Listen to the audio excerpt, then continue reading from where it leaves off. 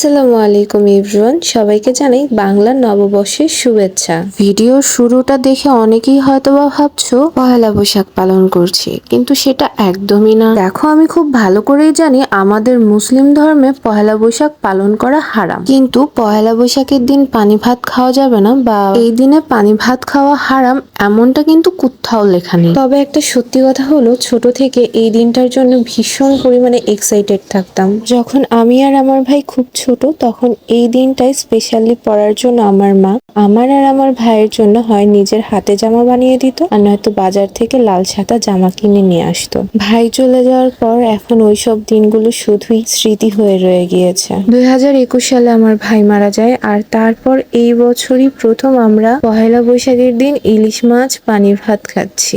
ইদানিং যা গরম পড়েছে, কাল রাতে আম্মুর কাছে আবদার করেছিলাম, আম্মু এবার তো ভীষণ গরম পড়েছে, তো পহেলা বৈশাখ তো আমরা আর পালন করি না, তুমি একটু কালকে আলু ভর্তা আর পানি ভাত বানায়ো। সকালবেলা ঘুম থেকে উঠে দেখি যে আম্মু ইলিশ মাছও ভেজে রেখেছে। আব্বুর আবার আজকে সকাল ডিউটি ছিল, আম্মু সব খাবার রেডি করে তারপর আব্বুকে কল দিয়েছে। আব্বু কিছুক্ষণের জন্য ডিউটিটা ম্যানেজ করে বাসায় আসলো, আর তারপর এই যে আমরা সবাই মিলে সকালবেলা খেতে বসে পড়লাম। আমি আবার বাবাকে দুষ্টামি করে বললাম, তুমি এই যে হুজুর মানুষ হয়ে পয়লা বৈশাখের দিন পান্তা ভাত খাচ্ছ, মানুষ দেখলে কি বলবে? আব্বু বলতেছে আমার মুখে স্টিকার লাগাইতিস।